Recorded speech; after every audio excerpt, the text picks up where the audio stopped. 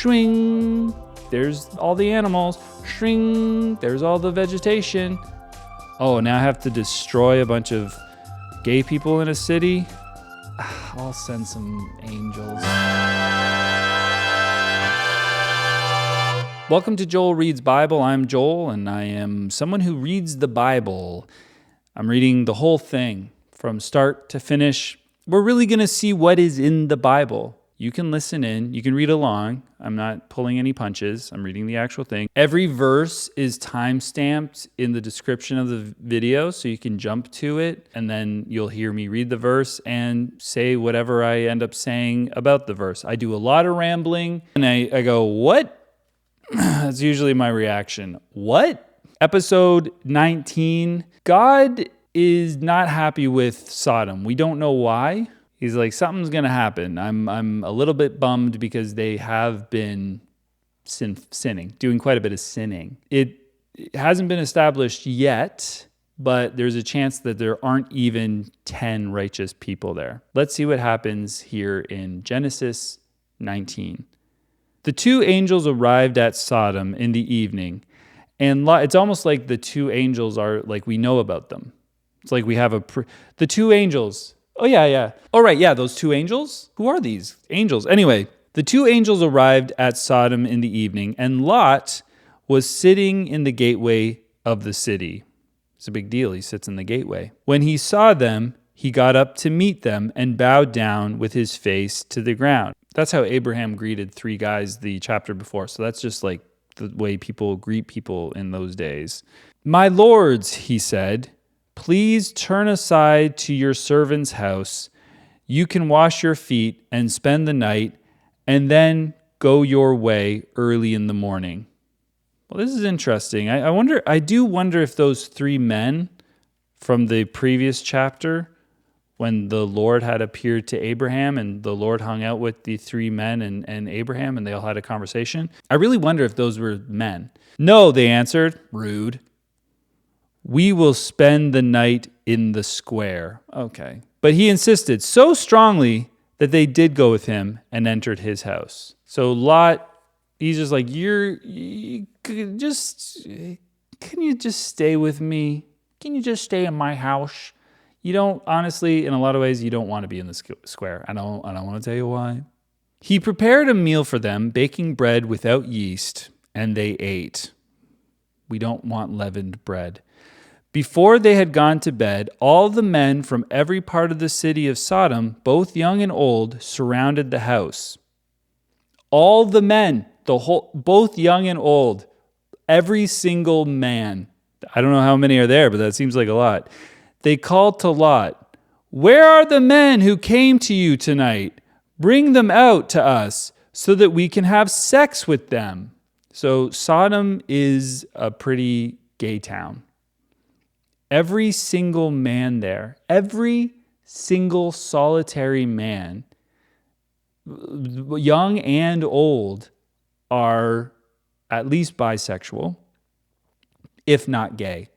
And they want to have sex with these two angels because, well, if you think about it, the angels would be beautiful, right? But I have a feeling some descriptions of angels in, let's say, Revelations are quite disturbing. But I'm going to assume that in this case, it was just like a very beautiful, very attractive looking man. Lot went outside to meet them and shut the door behind him and said, "No, my friends," they're friends, "don't do this wicked thing." Being gay is wicked. One thing that I do want to really know is how homophobic the Bible truly is. We never have behavior being described as wicked or behavior being described as sin until now. We have had the mention of sin a few times, but never with any sort of distinct behavior attached to it. What is wicked? What is sin? Having sex with other men. My friends, my dear friends, don't do this wicked thing. Look, I have two daughters who have never slept with a man because you men are not that interested. Let me bring them out to you and you can do what you like with them. But don't do anything to these men, for they have come under the protection of my roof. Like, I don't know if the daughters are going to be into this. I don't know if having sex with the virgins is sin or wicked, or if it's the lesser of two evils. Doesn't really say, but Lot is like, you do not have sex with these men. Also, does Lot know they're angels? Is he privy to that? Get out of our way, they replied. And they said, this fellow came here as an alien. Now he wants to play the judge.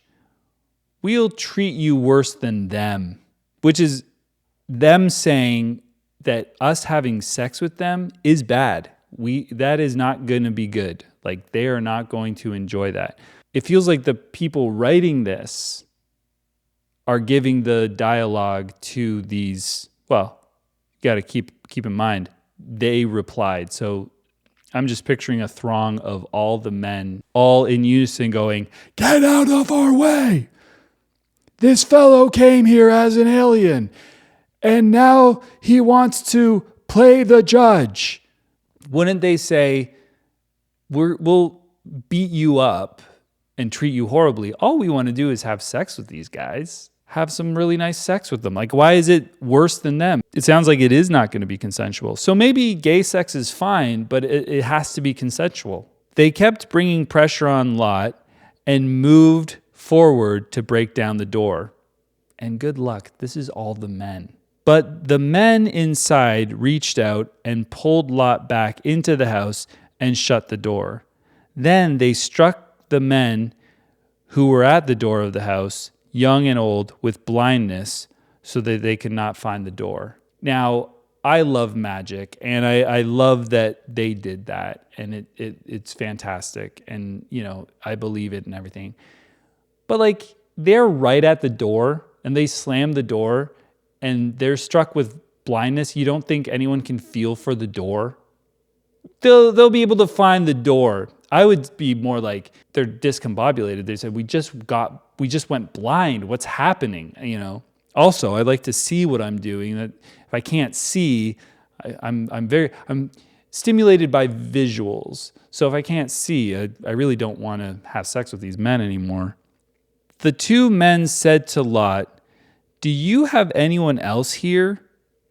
Sons-in-law, sons or daughters, or anyone else in the city who belongs to you? Get them out of here, because we are going to destroy this place. The outcry to the Lord against its people is so great that he has sent us to destroy it. Because God needs to send people to destroy. He cannot do things for himself. He can't just again, shwing. He can go, shwing. There's all the animals. Shwing. There's all the vegetation. Oh, now I have to destroy a bunch of gay people in a city? I'll send some angels. I can't just destroy things. I can create them, but I am going to send some angels. Although when he says, let us create this or that, it might be that he's actually getting the angels to do a lot of the work. I mean, it wouldn't surprise me if God also has slaves. So Lot went out and spoke to his sons-in-law, who were pledged to marry his daughters. They were pledged to marry, and he was going to let all of the old and young men bang them that night. Like, they would not have made it out of that. He said, hurry and get out of this place, because the Lord is about to destroy the city. But his sons-in-law thought he was joking. Well, also, what's going on with Lot? Like, Lot's very rich, right? We already established that. Abraham's probably richer, but Lot also has a bunch of people that belong to him that he's acquired, and all these animals and everything like that. Like, doesn't he get to get all of his people out of there? But in this case, it's just the sons-in-law. It's just the men. With the coming of dawn, the angels urged Lot, saying, hurry, take your wife and your two daughters who are here, or you will be swept away when the city is punished. I do wonder where all of the household of Lot went. Right now there's 4, and that's That's it. When he hesitated, the men grasped his hand and the hands of his wife and of his 2 daughters and led them safely out of the city, for the Lord was merciful to them. It's interesting that he's just like, okay, you don't have choice in this matter. We're going. As soon as they had brought them out, one of them said, "Flee for your lives, don't look back, and don't stop anywhere in the plain. Flee to the mountains, or you will be swept away." So there's going to be a physical, like, it's not just everyone's just going to drop dead. Like, there's going to be a physical, brutal, probably an explosion. I don't know, like maybe a smaller flood. Like you're swept away, maybe not a worldwide flood this time, but this is getting serious. But Lot said to them, "No, my lords, please. Your servant has found favor in your eyes, and you have shown great kindness to me in sparing my life. But I can't flee to the mountains. This disaster will overtake me, and I'll die. Once you blow up the city, that explosion is gonna reach me. Like, it's gonna be so big.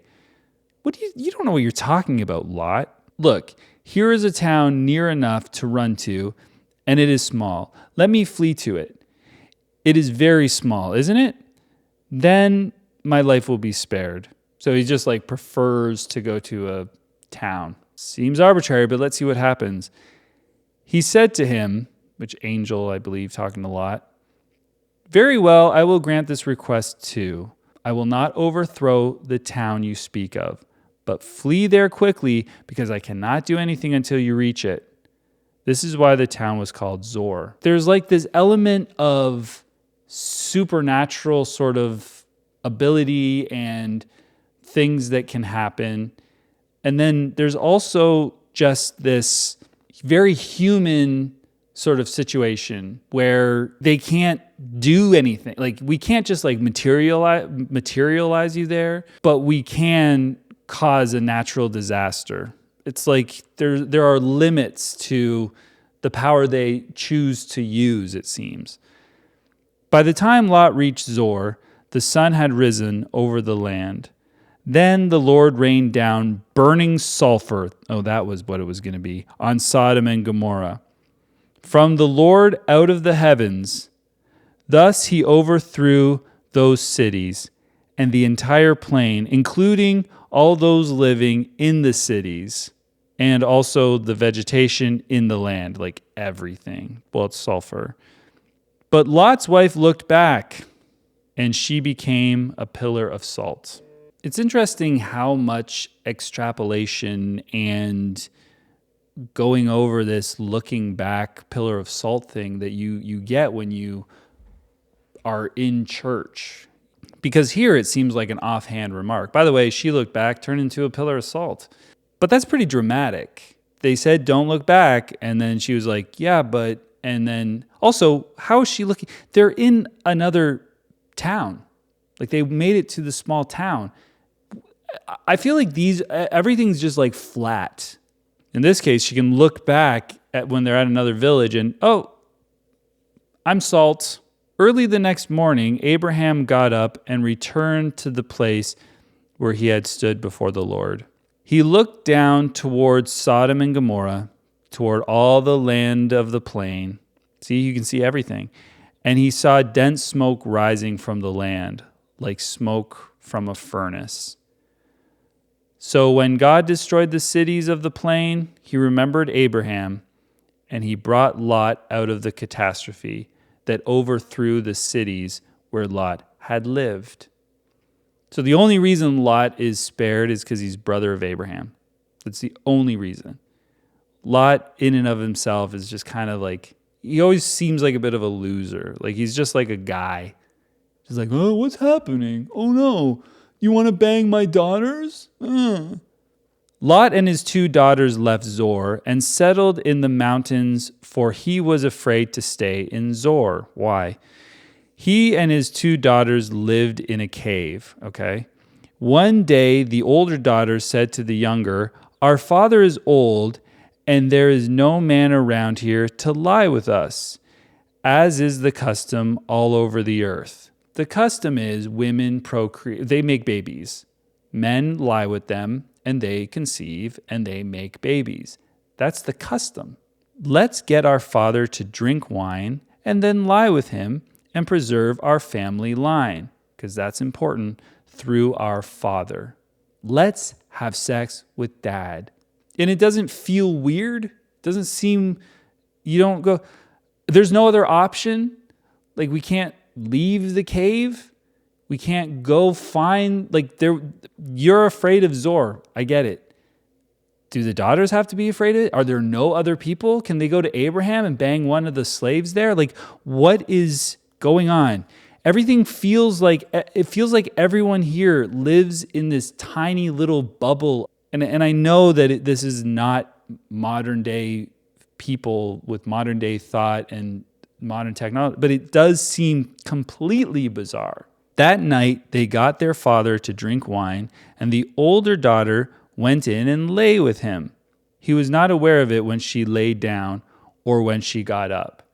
So he was so drunk, still able to bang, but not really sure what had happened.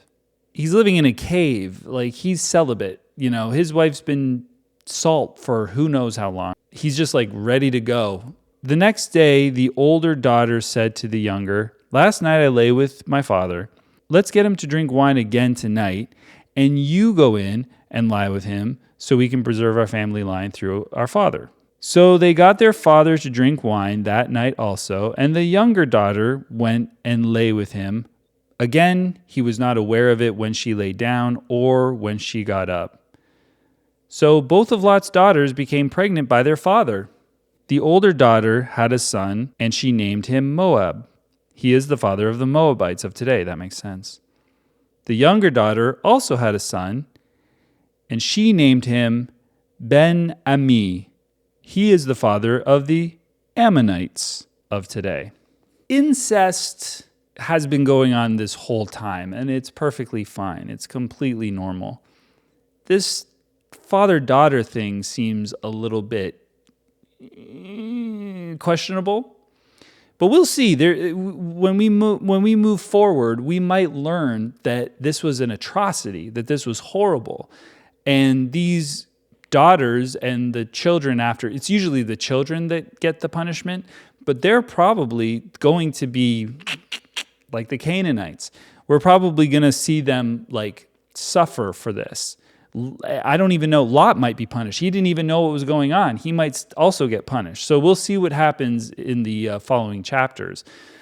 It could also be that there's no consequences whatsoever. If there is no consequence to this, then that is sending a message, and I'm inferring this, that it's wicked and sinful to be gay or bisexual, but it's not as bad to do incest and to bang your dad. I just wanted to quickly add that I think Lot's daughters, by definition, did sexually assault their dad. They got him inebriated and then took advantage of him. And maybe their goal was very, very positive. I mean, they want to push their family forward. And again, this isn't something that necessarily God is condoning, but this is a pretty dispassionate sort of account of a pretty cut and dry sexual assault, incestual sexual assault. Thank you for joining me. Please subscribe. I say this every time, but we're reading the whole entire Bible. Subscribe, ring the bell, be notified when I am posting another one of these. And we'll see what happens in episode 20. Have a beautiful, blessed evening.